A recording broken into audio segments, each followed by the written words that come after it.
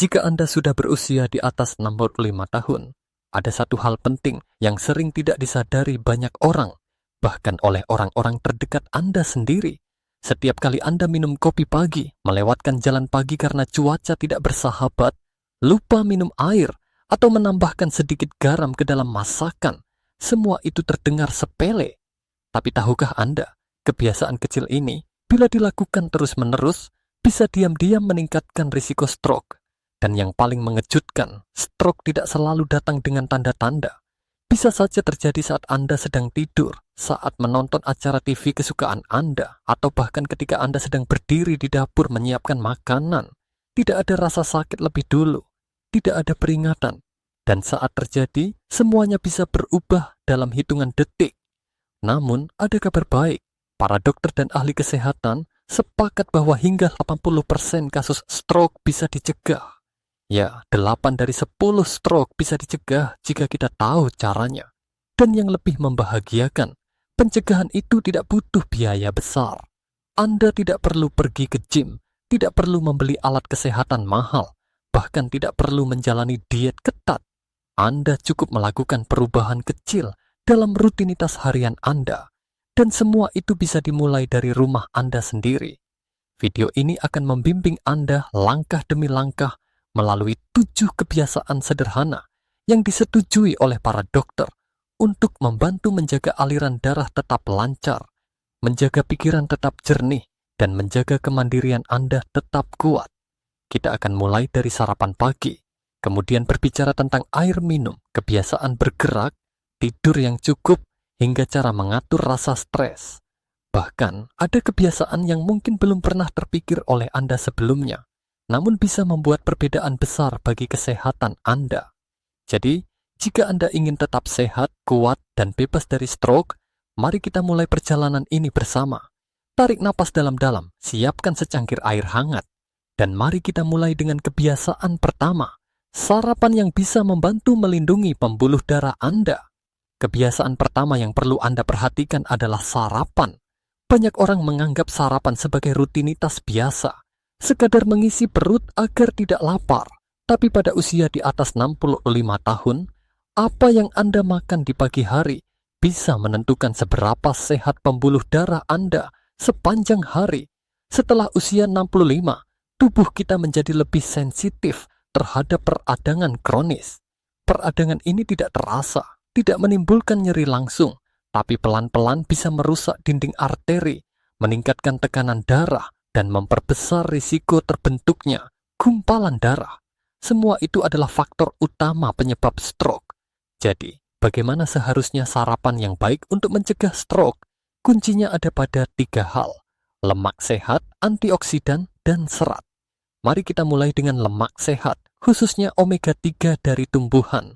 Anda bisa mendapatkannya dari biji chia, biji irami, flaxseed, dan kacang kenari. Biji chia sangat mudah digunakan. Cukup 1 sendok makan, ditaburkan di atas bubur oat, lalu biarkan beberapa menit agar teksturnya melunak. Selain kaya omega 3, biji chia juga mengandung serat yang tinggi. Lalu tambahkan buah beri seperti blueberry, raspberry, atau strawberry. Buah-buahan ini mengandung senyawa alami bernama antosianin yang membantu melindungi dinding pembuluh darah dari stres oksidatif. Penelitian menunjukkan bahwa mengonsumsi buah beri setidaknya 3 kali seminggu bisa menurunkan risiko stroke dan serangan jantung secara signifikan. Dan yang tidak kalah penting, pilih sumber karbohidrat yang tinggi serat, seperti oat utuh, bukan yang instan. Oat mengandung beta-glucan, jenis serat yang membantu menurunkan kadar kolesterol jahat, LDL, dalam darah. Setengah cangkir oat matang di pagi hari sudah memberi Anda sekitar 14 gram serat. Contoh sarapan sederhana dan sehat: setengah cangkir oat matang, setengah buah pisang, segenggam buah beri, 1 sendok makan biji chia, beberapa kacang kenari, sedikit kayu manis untuk rasa. Opsional, 1 sendok yogurt tawar untuk tambahan protein dan probiotik. Sebaliknya, hindari makanan sarapan yang tampak praktis tapi berbahaya. Oat instan dalam kemasan seringkali mengandung gula tambahan hingga 12-16 gram per saji. Begitu pula dengan daging olahan seperti sosis dan bacon yang penuh natrium dan bahan pengawet. Jus buah dalam kemasan pun sebaiknya dihindari, karena kandungan gula yang sangat tinggi dan minim serat. Ingatlah, sarapan bukan sekadar kebiasaan. Sarapan adalah keputusan harian yang bisa melindungi otak Anda dari risiko stroke. Mulailah hari dengan pilihan yang cerdas, karena apa yang Anda makan pagi ini akan menentukan seberapa sehat tubuh Anda sepanjang hari. Kebiasaan kedua yang sering diremehkan, tapi sangat penting adalah minum air yang cukup. Banyak orang lanjut usia tidak sadar bahwa mereka mengalami dehidrasi ringan hampir setiap hari. Dan yang lebih berbahaya, dehidrasi ini bisa meningkatkan risiko stroke secara diam-diam. Saat tubuh kekurangan air, darah menjadi lebih kental. Darah yang kental lebih sulit mengalir dan lebih mudah membentuk bekuan atau gumpalan. Jika gumpalan ini bergerak ke otak, itu bisa memicu stroke iskemik, jenis stroke yang paling umum terjadi. Masalahnya, setelah usia 60 atau 65 tahun, tubuh kita tidak lagi mengirim sinyal haus sejelas saat masih muda. Artinya, meskipun Anda tidak merasa haus, tubuh Anda mungkin sudah kekurangan cairan. Karena itu, menunggu sampai merasa haus baru minum bukanlah cara yang tepat. Solusinya sederhana. Biasakan membawa botol air kemanapun Anda pergi, atau letakkan gelas air di tempat-tempat yang mudah dijangkau di rumah. Usahakan minum setidaknya 6 hingga 8 gelas per hari. Lebih banyak jika Anda tinggal di daerah panas atau sedang aktif bergerak. Namun, ada musuh tersembunyi dari hidrasi yang perlu kita waspadai, gula tambahan. Gula tidak hanya membuat kadar gula darah naik turun secara drastis, tapi juga memperburuk dehidrasi. Ketika kadar gula darah tinggi, tubuh Anda akan menarik lebih banyak cairan dari jaringan tubuh untuk menyeimbangkan kadar gula dalam darah, dan itu membuat Anda semakin dehidrasi. Yang lebih menantang, gula tambahan sering tersembunyi dalam makanan yang tampaknya sehat. Yogurt rasa, granola bar, teh dalam kemasan, bahkan saus salad. Satu porsi yogurt rasa bisa mengandung 20 gram gula, hampir seluruh batas harian yang direkomendasikan untuk orang dewasa. Apa yang bisa Anda lakukan? Gantilah jus buah dengan buah utuh, apel, pisang, pepaya, atau semangka lebih baik karena mengandung serat. Tambahkan irisan lemon, mentimun, atau daun mint ke dalam air putih agar terasa lebih segar. Hindari minuman manis dalam kemasan. Coba teh herbal seperti kamomil, jahe, atau rosella sebagai alternatif minuman di sore hari. Mulailah hari Anda dengan segelas air hangat, minum sebelum makan, dan minum lagi di sore hari. Jangan menunggu haus, karena menjaga tubuh tetap terhidrasi adalah cara mudah, murah, dan sangat efektif untuk melindungi otak Anda dari serangan stroke. Kebiasaan ketiga ini sangat sederhana, tidak memerlukan alat apapun, dan bisa dilakukan di dalam rumah Anda sendiri. Tapi efeknya luar biasa bagi kesehatan pembuluh darah dan otak Anda. Namanya, jalan kaki selama 10 menit setelah makan. Setiap kali kita makan, terutama makanan yang mengandung karbohidrat, seperti nasi, roti, atau mie, kadar gula darah dalam tubuh akan naik secara alami. Ini adalah proses normal. Namun pada usia lanjut, lonjakan gula darah ini seringkali lebih tinggi dan lebih lama bertahan, terutama jika Anda hanya duduk diam setelah makan. Masalahnya, kadar gula darah yang terlalu tinggi dan bertahan lama bisa merusak dinding pembuluh darah, menyebabkan peradangan, dan meningkatkan risiko stroke. Tapi ada solusi sederhana. Berjalan ringan setelah makan dapat menurunkan lonjakan gula darah hingga 22%. Ini bukan angka kecil. Bayangkan, hanya dengan 10 menit berjalan, Anda sudah membantu tubuh memproses makanan dengan lebih baik dan menjaga darah tetap mengalir lancar. Anda tidak perlu berjalan jauh. Cukup berjalan di dalam rumah, menyapu halaman, naik turun tangga perlahan, atau sekadar melangkah di koridor rumah. Tidak perlu cepat. Yang penting tubuh bergerak. Efek positif lainnya, membantu menurunkan tekanan darah secara alami, mengurangi rasa kantuk setelah makan, menjaga kejernihan pikiran, mendukung berat badan tetap stabil. Kebiasaan ini sangat penting terutama setelah makan malam. Karena biasanya setelah makan malam, kita cenderung duduk santai, menonton TV, lalu langsung tidur. Kebiasaan ini membuat kadar gula darah tetap tinggi saat tidur malam. Dan ini bisa menjadi salah satu penyebab stroke yang terjadi saat tidur. Coba buat jadwal ringan. Setelah sarapan, jalan di halaman atau menyiram tanaman. Setelah makan siang, berjalan pelan di dalam rumah sambil membereskan dapur. Setelah makan malam, ajak pasangan atau anak. Anda berjalan santai di sekitar rumah atau di teras. Bahkan jika Anda tinggal sendiri, Anda tetap bisa menelepon teman sambil berjalan pelan. Gerakan ringan seperti ini sangat berarti bagi kesehatan jantung dan otak Anda. Ingat, langkah kecil setiap hari jauh lebih baik daripada diam terlalu lama. Jadi setelah makan, jangan langsung duduk. Bangkit dan bergeraklah, walau hanya sebentar. Tubuh Anda akan berterima kasih karenanya. Kebiasaan keempat ini tersembunyi di dapur Anda, di atas meja makan, bahkan di makanan favorit Anda. Namanya garam. Sedikit memang memberi rasa. Tapi jika terlalu banyak, bisa diam-diam meningkatkan tekanan darah dan memperbesar risiko stroke, terutama setelah usia 65 tahun. Tahukah Anda bahwa tekanan darah tinggi adalah faktor risiko nomor 1 untuk stroke? Dan konsumsi garam berlebih adalah penyebab utamanya. Organisasi Jantung Amerika merekomendasikan orang dewasa lanjut usia mengonsumsi tidak lebih dari 1 mg natrium per hari. Itu setara hanya sekitar 2/3 sendok teh garam. Tapi rata-rata orang Indonesia bisa mengonsumsi 2 kali lipat jumlah itu tanpa disadari. Kenapa begitu? Karena sekitar 70% garam yang kita konsumsi tidak berasal dari garam dapur, melainkan dari makanan olahan, mie instan, keripik, saus dalam botol, makanan kalengan, bahkan roti atau biskuit. Garam tersembunyi ini masuk ke tubuh sedikit demi sedikit, tapi dampaknya bisa sangat besar. Jadi, bagaimana caranya mengurangi garam tanpa membuat makanan jadi hambar? Jawabannya ada pada rempah dan bahan alami. Indonesia kaya akan bumbu dapur yang bukan hanya memberi rasa, tapi juga memberi manfaat kesehatan. Berikut beberapa contoh. Bawang putih mengandung alisin yang membantu menurunkan tekanan darah, kunyit, bersifat antiinflamasi dan memperlancar aliran darah jeruk nipis atau juga apel, memberi rasa asam segar yang menggantikan garam. Daun salam, lengkuas, serai, dan jahe memberikan aroma khas dan rasa gurih alami. Minyak zaitun extra virgin bukan hanya lemak sehat, tapi juga mengandung antioksidan yang mendukung kesehatan pembuluh darah. Contoh mudah, alih-alih menggoreng kentang dengan garam dan bumbu instan, coba panggang kentang dengan sedikit minyak zaitun, tambahkan bawang putih cincang, sedikit kunyit, dan daun rosemary. Rasanya tetap gurih, aromanya lebih harum, dan kadar natriumnya jauh lebih rendah.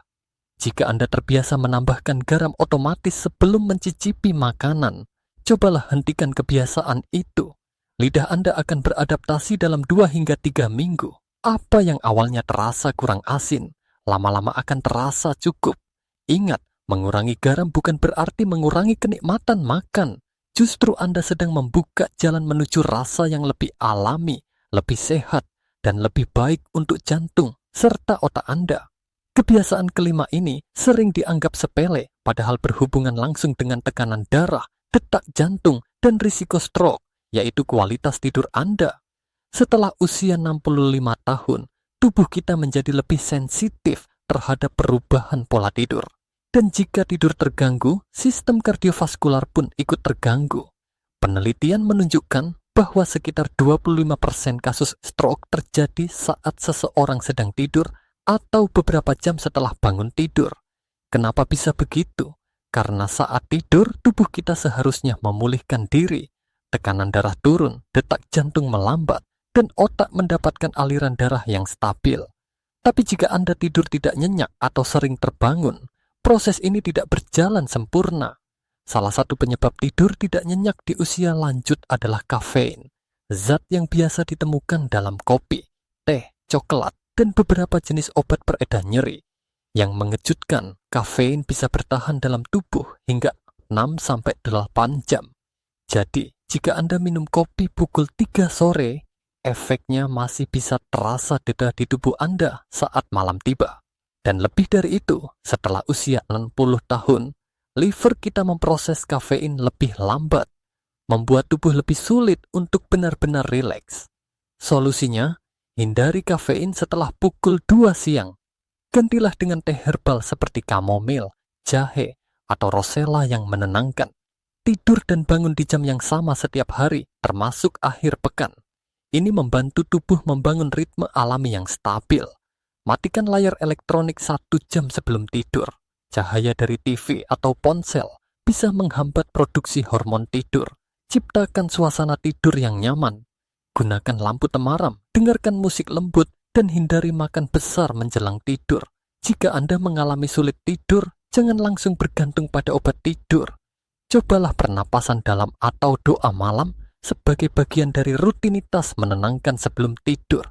Bahkan hanya dengan berbaring tenang dan mengatur napas, tubuh bisa memasuki kondisi relaksasi yang mendalam. Ingat, tidur yang baik bukan soal durasi saja, tapi juga soal keteraturan dan kualitasnya. Tubuh Anda butuh waktu untuk beristirahat agar otak tetap tajam, tekanan darah tetap stabil, dan risiko stroke tetap rendah. Jadi malam ini, saat Anda bersiap tidur, biarkan tubuh dan pikiran Anda benar-benar beristirahat.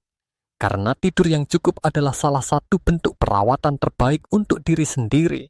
Kebiasaan keenam ini mungkin terdengar sederhana, bahkan terlalu sederhana, tapi justru disitulah kekuatannya.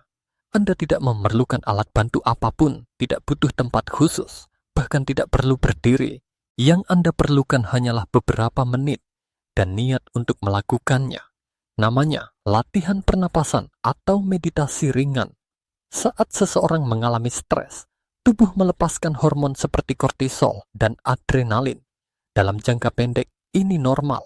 Tapi jika stres berlangsung terus-menerus, meskipun tidak terasa berat, maka hormon-hormon ini bisa meningkatkan tekanan darah, mempercepat detak jantung, dan mempersempit pembuluh darah. Kombinasi ini meningkatkan risiko stroke, terutama pada orang lanjut usia. Berita baiknya adalah, dengan latihan pernapasan sederhana, tubuh Anda bisa kembali ke keadaan tenang. Bahkan hanya dalam waktu 3-5 menit, tubuh mulai menurunkan tekanan darah, memperlambat detak jantung, dan mengaktifkan sistem saraf parasimpatis, sistem yang bertugas untuk menenangkan dan memulihkan tubuh. Berikut cara mudah yang bisa Anda coba, bahkan sambil duduk di kursi, duduk dengan nyaman. Tutup mata jika Anda mau. Tarik napas perlahan melalui hidung selama 4 hitungan. Tahan napas selama 4 hitungan. Hembuskan perlahan melalui mulut selama 6-8 hitungan. Ulangi selama 5 menit. Anda juga bisa melakukannya sambil mendengarkan suara alam, musik lembut, atau hanya dalam keheningan. Jika Anda seorang yang religius, latihan ini bisa digabungkan dengan doa, zikir, atau pembacaan ayat suci sebagai bentuk meditasi spiritual. Latihan ini cocok dilakukan 2 kali sehari, pagi hari sebelum memulai aktivitas dan malam hari sebelum tidur. Efeknya tidak hanya terasa di tubuh, tapi juga di pikiran. Banyak lansia yang melaporkan tidur lebih nyenyak, lebih jarang merasa gelisah, dan merasa lebih ringan secara emosional setelah rutin melakukan latihan ini. Dan yang terpenting, latihan pernapasan ini tidak memiliki efek samping, tidak memerlukan biaya, dan bisa dilakukan oleh siapa saja, di mana saja. Stroke bukan hanya tentang apa yang Anda makan atau seberapa banyak Anda bergerak. Keseimbangan pikiran dan tubuh juga berperan besar. Dengan memberi ruang bagi diri Anda untuk bernapas dengan sadar setiap hari, Anda sedang membangun pertahanan alami terhadap tekanan hidup dan penyakit yang mengintai. Kebiasaan ketujuh ini sangat penting dan mungkin paling sering ditunda. Banyak orang lanjut usia merasa bahwa mereka sudah terlalu tua untuk bergerak atau khawatir akan kelelahan, jatuh, atau cedera. Padahal faktanya aktivitas fisik ringan yang dilakukan setiap hari justru bisa menjadi pelindung utama dari stroke. Setelah usia 65 tahun, tubuh secara alami mengalami penurunan massa otot, kekakuan sendi, dan penurunan sirkulasi darah. Jika dibiarkan, ini bisa menyebabkan tekanan darah naik, aliran darah ke otak terganggu, dan keseimbangan tubuh melemah. Semua faktor ini meningkatkan risiko stroke dan komplikasi lainnya. Tapi jangan khawatir, Anda tidak perlu lari, tidak perlu olahraga keras. Yang Anda perlukan hanyalah gerakan ringan, teratur, dan sesuai kemampuan tubuh Anda. Beberapa contoh aktivitas ringan yang aman dan bermanfaat. Senam peregangan di pagi hari untuk melenturkan otot dan memperlancar aliran darah. Jalan kaki keliling rumah atau halaman selama 15 menit. Tai Chi atau yoga lansia yang fokus pada keseimbangan dan pernapasan. Naik turun tangga pelan-pelan jika tubuh memungkinkan. Menari ringan atau mengikuti gerakan video senam lansia di YouTube. Lakukan aktivitas ini setidaknya 20-30 menit per hari. Bisa dibagi dalam 2 sesi pagi dan sore. Kuncinya adalah konsistensi, bukan intensitas. Bahkan jika Anda hanya melakukan peregangan di kursi sambil menonton TV, itu lebih baik daripada tidak bergerak sama sekali. Selain manfaat fisik, aktivitas ringan juga membantu suasana hati lebih stabil, mengurangi rasa cemas, dan meningkatkan rasa percaya diri. Banyak orang lanjut usia yang merasa lebih segar, tidur lebih nyenyak, dan lebih bahagia setelah mereka rutin bergerak setiap hari. Jika Anda tinggal bersama anggota keluarga, ajak mereka untuk bergerak bersama. Jika Anda tinggal sendiri, Anda bisa menelepon teman dan mengajak mereka senam bareng lewat video call. Menjadikan gerakan sebagai rutinitas bersama membuatnya lebih menyenangkan dan berkelanjutan. Ingatlah, tubuh yang aktif adalah tubuh yang hidup. Setiap langkah kecil yang Anda ambil hari ini adalah investasi untuk kekuatan Anda besok. Dan setiap tetes keringat ringan yang keluar adalah tanda bahwa tubuh Anda sedang menjaga Anda dari risiko yang lebih besar. Jadi mulailah hari Anda dengan satu gerakan. Tidak perlu sempurna, yang penting Anda terus bergerak. Kita telah menempuh perjalanan bersama melalui 7 kebiasaan sederhana. Semuanya bisa Anda mulai dari rumah, tanpa alat mahal, tanpa harus ke rumah sakit, dan tanpa tekanan. Dari sarapan anti peradangan, minum cukup air, berjalan ringan setelah makan, mengurangi garam, tidur teratur, pernapasan sadar, hingga aktivitas fisik ringan setiap hari. Semua ini bukanlah aturan kaku, melainkan alat sederhana untuk menjaga kemandirian, kejernihan pikiran, dan kekuatan tubuh Anda. Anda tidak perlu langsung menerapkan semuanya sekaligus. Cukup pilih satu kebiasaan yang paling mudah bagi Anda untuk mulai hari ini. Mungkin Anda akan mulai dengan berjalan 10 menit setelah makan siang.